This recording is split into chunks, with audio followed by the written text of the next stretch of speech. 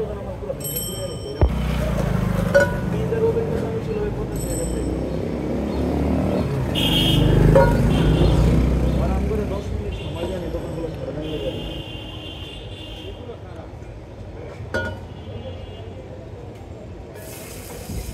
আমগো চেহারা দেখে ভাই কাছে যাও আমরা টিশার্ট ভাই আমরা কিন্তু ভাই নেশা পানি করতাম না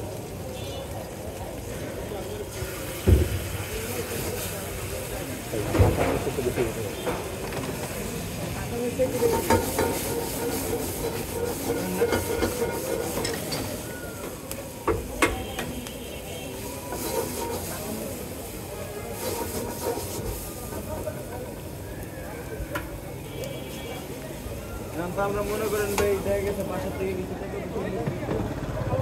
ওইটা দিয়ে মনে করেন ব্যবসা বাণিজ্য চালু করছি